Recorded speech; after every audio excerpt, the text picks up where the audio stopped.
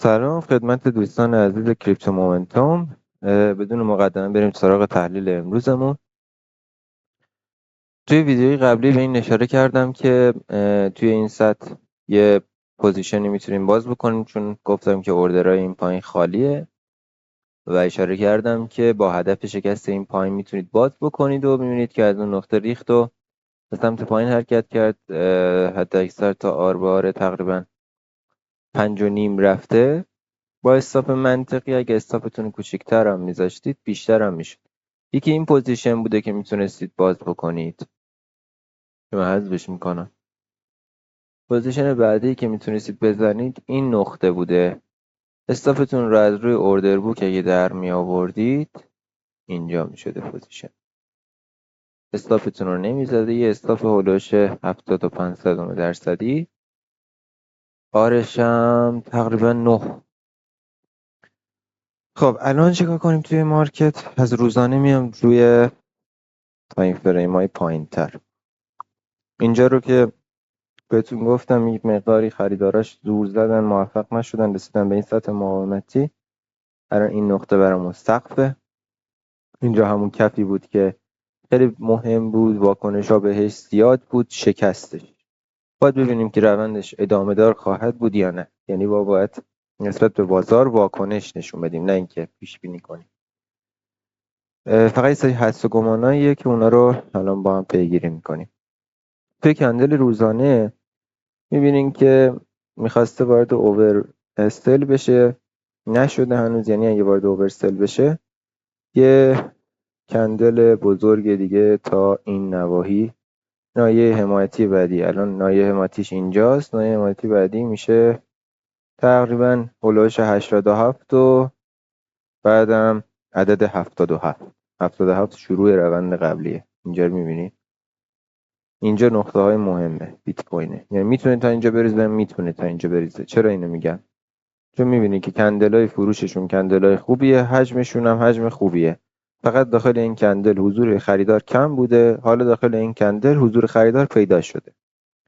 یعنی چی؟ یعنی ممکنه که مثلا 3-4 تا کندل سبز این نقطه بزنه، دوباره به سمت پایین حرکت بکنه. اینجا خیلی باید حواستون باشه که به سمت پوزیشن لانگ حرکت کنید و نه به سمت پوزیشن شورت ذهنتون باشه، نه پوزیشن لانگ.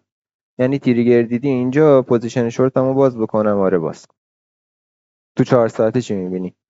تو 4 ساعته نایه حمایتی اینجا دارم من که شکست خورده، فول بک هم زده، ریخته. الان نایه حمایتیم کجاست؟ الان اینجاست نایه حمایتی. یعنی اولین جایی که حالا بریم تو تایم فریم پایینتر هم بهتون نشون میدم یه ذره خریدار توش حضور داره، میتونیم بهش فول بک بزنیم. اینجاست. تو 4 ساعته چی میبینی؟ این تا اینجا روند قوی بوده. توی این سطح ریزشی یک مقداری فروشنده‌هاش کم حجمی تر شدن. تا اینجا شنبه و یک شنبه است، دقیق نمیشه گفت، ولی طبق حجم اینو داره من میگه. یه مقداری اینجا، یعنی از این نقطه که شروع کرده به ریختن تا این نقطه حجم خوب بوده، بعدش یه مقداری کم شد، یه شیب کوچیکی داره. این ضعف نشون میده که من دیگه نمیریزم، نه، به این معنیه که یه اصلاح میدم. اگه بخوام بریزم در ادامه بعد از این اصلاح میریزم. قطعیه؟ نه، میتونه مثلا اینجا هم بریزم، هیچی قطعی نیست، به شرطی که این کفمو بشکنه. پس یه سطح تو 4 ساعته مشخص کردم براتون. یه سطح هم از خیلی قبل‌تر میاد، عددشو با هم میندازیم، هلوش این ناحیه است. یعنی عدد 92,000. حالا یه ذره بالاتر که واکنشام بهش بیشتر باشه. واکنش همینجاست. حمایت من اینجاست، 93,800. میرم اینور نگاه میکنم، 93,800 براش حمایته. میتونی بالاتر هم بیاری، اشاره میشه بالاتر هم آورد. یکی این سطح رو در نظر میگیرم، یکی هم این سطح فعلی که اینجا بود. این میشه ریسکیش، این میشه قطعی. اینجا رو شکست به سمت پایین با اهداف پایینتر مثل 87 و 77 باز بکنیم پوزیشنمون رو. توی 1 ساعته گفتم همون پول بک و ادامه ریزش. اینجا جاییه که اگه بهش برسه میتونی پوزیشن شورت بزنی. اینجا جاییه که بهش برسه میتونی پوزیشن شورت بزنی. این ناحیه رو بشکنه میتونی پوزیشن شورت بزنی. با همه این نواحی میتونی پوزیشن شورت باز بکنم؟ بله. چرا؟ چون نگاه کنید، داریم اینجا میفروشیم، حجم زیاد، میخرن، حجمش کم میشه، دوباره میفروشن، حجمش زیاد میشه. در خرید هر بار حجمش کمتر از بار قبله. حالا داخل این چند تا کنجل اینجا یکم بی تصمیمن، ولی همینجا هم یه تریگر تو 15 دقیقه داره. چجوری؟ خیلی ریسکیه دیگه، شنبه هم هست و احتمال حرکت خیلی پایینه، ولی اینجا یه سطحی تشکیل داده. الان میریم رو اوردر بوک هم نگاه میکنیم. اینجا یه سطحی تشکیل داده مثل دفعه قبل، شبیهش هم هست. یه سقف پایینتر، یه نایه بی تصمیم، بعدم ریزش به سمت پایین. اینجا یه سقف پایینتر، یه نایه بی تصمیم، بعدم شکستش، ریزش به سمت پایین با حجم خیلی ایدئال و عالی. پس بیشتر مغز من الان دنبال پوزیشن شورت میگرده. قبل از اینکه برم روی دامیننت، یک سری من به بایننس میزنم، بریم با هم اوردر بوک رو چک بکنیم ببینیم کجا پوزیشنه. شورت گرفتن از دیدگاه واکنش و شکست منطقیه.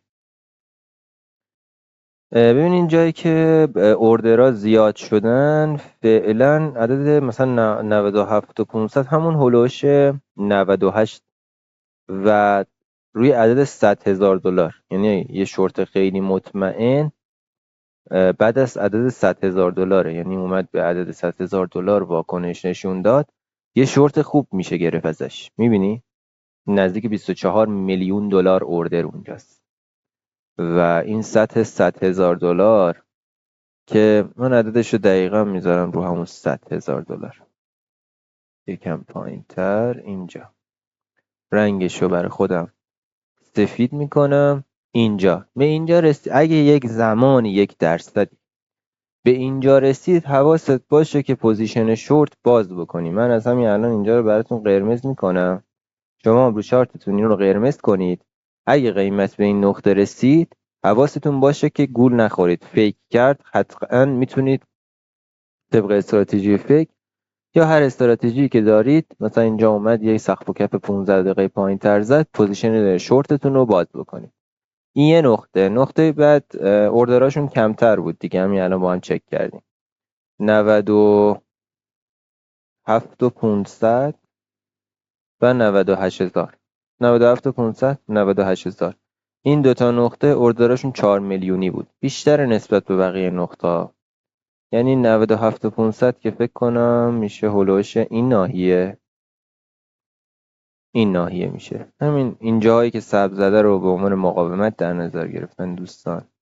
98 هم میشه این کفه‌ای که من براتون اینجا انداختم، گفتم آخرین حضور خریدار اینجا بوده. پس که میشه این ناحیه. اینم من از اینجا برمیدارم میذارم رو 97 و 500 که حواسم باشه اینجاها پوزیشن شورت میده. رنگاشون هم قرمز کنید، یعنی که فعلا به لانگ فکر نمی‌کنی. نه، فعلا اصلا به لانگ فکر نمی‌کنی، بیشتر ذهنمون دنبال اوردرای فروش. حالا من همینجا خودم یه پوزیشنی باز کردم صبح، قبلترم باز کرده بودم، استاپ خورده. اینجا اگه ادامه دار بشه که به نفع من، اگه بیاد بازم به این نقطه ها واکنششون بده، من ریسک میکنم، چون در جهت رونده پوزیشن ها میزنم با هر استراتژی که بشه. اینجا پس دنبال پوزیشن تو این سه تا خطه دنبال پوزیشن شورت باشید. چجوری بگیریمشون؟ هیچی، اومد اینجا مثلا بر اساس استراتژی که خودتون دارید، اگه واکنشه میتونی ریسک کنی اولین واکنش رو بگیری، مثلا با استاپ اینجا پوزیشن بگیری با استاپ این وسط، مثلا اینجا بذاری یه فیک بکنه بعد بگیری، با هر روشی که میشه. نقاط مهمش اینجا هست. فعلا هم ساختار تشکیل نداده من بهتون دقیقا شکل پوزیشن بدم مثل سریای قبل که اینجا بهتون پوزیشن دادم. این از پوزیشن شورت. فقط یه نگاهی هم بندازیم اوردر بوک از این ور ببینیم کدوم ناحیه شکستش مهمه. ببینید همین جا که حالا اینا حضور مارکت هاست، یه مقدار میام پایین تر روی سطح میبینید $94,000 شکستش مهمه، 93,000 شکستش مهمه، ولی اونقدر اوردر سنگین روش نیست. یعنی 94 رو بزنه راحت تا 90,000 میاد. شکست 90,000 براشون مهمه. 90,000 هم من از همین الان خطش رو برای خودم بندازم. 90,000 هم میشه اینجا، این ناحیه.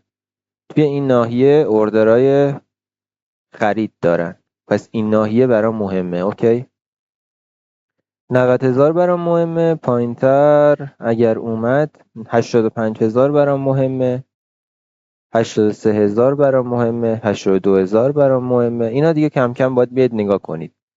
دیگه باید حواستون باشه، چون داخل پوزیشن، اینو پاک کنم، داخل پوزیشن شورتی که میخواید باز بکنید، تو هر لول حمایتی میتونید یه سیو سودی بدید. حواستون هم باشه پوزیشن شورت اینجوری آبشاری میریزه. یعنی چی آبشاری میریزه؟ یعنی به هر حمایتی که میرسه، میبینید اینجا حمایت بوده اومده یه ریاکشن داده، اینجا حمایت بوده ریاکشن داده، ریاکشن داده، باز بیاد پایینتر به اون 90,000 یه ریاکشن میده، باز میریزه. آبشاری میریزه. یعنی که یه موج شارپ حرکت میکنه یه اصلاح، یه موج شارپ حرکت میکنه یه اصلاح. گول این سبزا رو نخورید، حرفم اینه. پس به صورت خلاصه اگه بخوام مطرح کنم، بریم تو یک ساعته یه ذره چارت بزرگتر بشه راحت‌تر توضیح بدم. چون که حجم فروشنده ها خوبه، ما دنبال اوردر شورت از این سه تا ناحیه‌ای که بهتون علامت دادم، یعنی میشه ناحیه 97,500، 98,000 و ناحیه 100,000.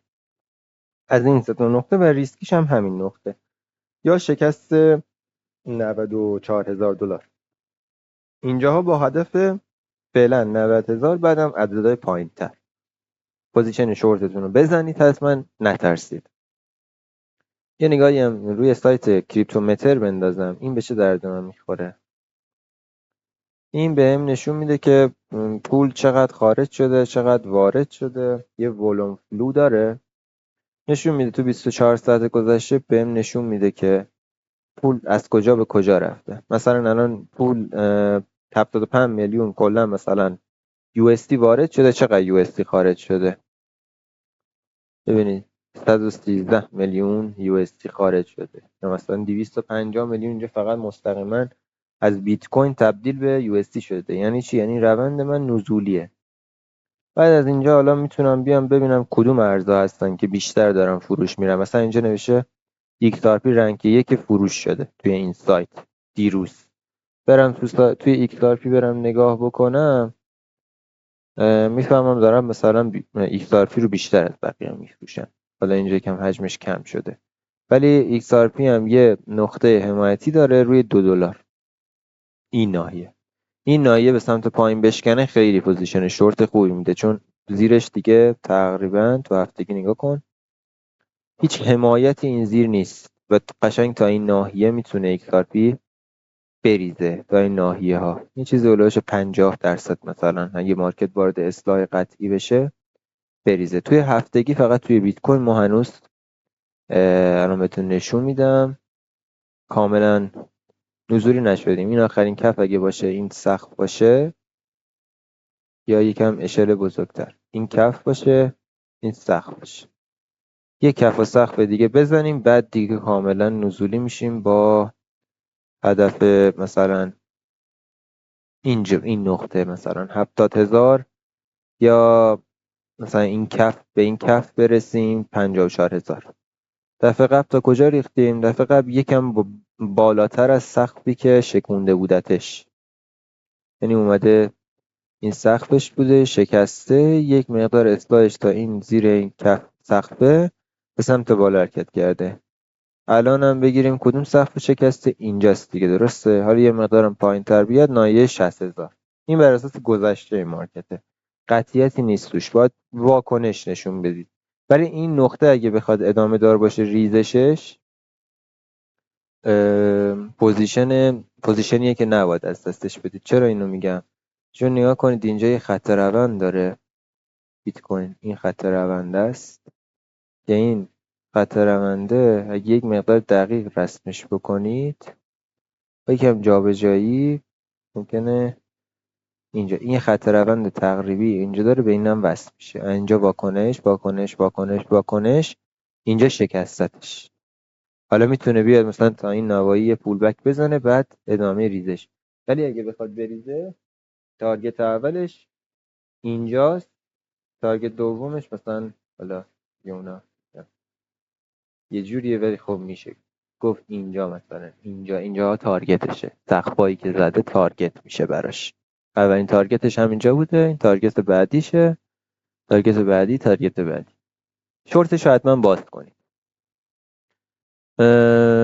اصلی ترین نکته ویدیو امروز همین شورت بیت کوین بود.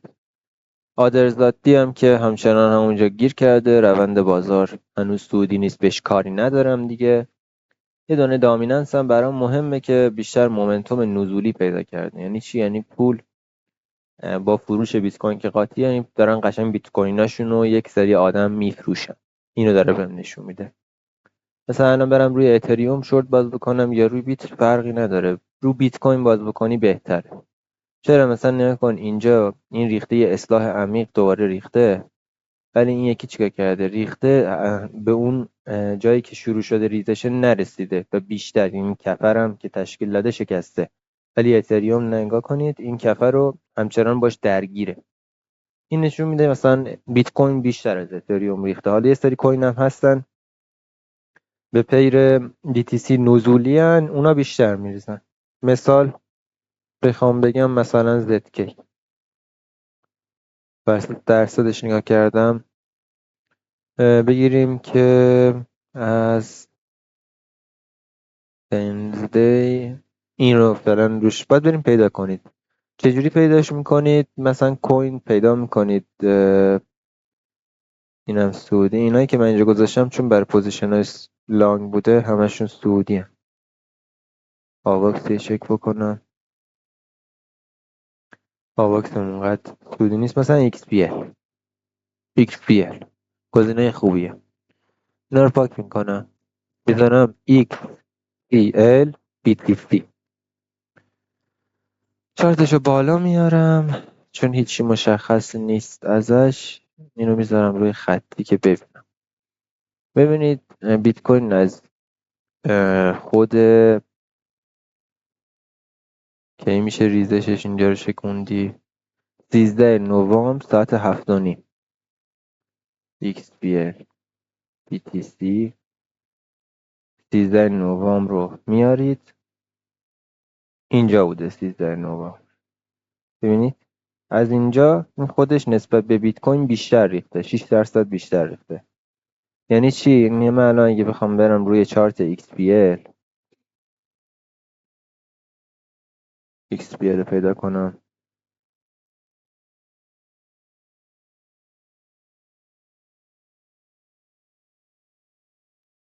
برم روی چارت XPL همون 13 نوامبر همون هولوشی که اینجا ریخته، فرضاً اینجا یه پوزیشن باست کردم. میبینین با یه استاپ منطقی اگه بخوام بریم بذاریم، استاپ منطقی همین پشت این کندله مثلا من بذارم، این آربار 9 داده، در صورتی که بیت کوین شکسته اینجاش مثلا آربار 8، یعنی که یه آربار جلوتر. بس پیر بیت کویناشونو باید چک کنید، ولی با این پیری که دامیننس داره یک مقدار نزولی میزنه همون بیت کوین رو راحت شورتشو بگیرید، منطقی ترم هستش.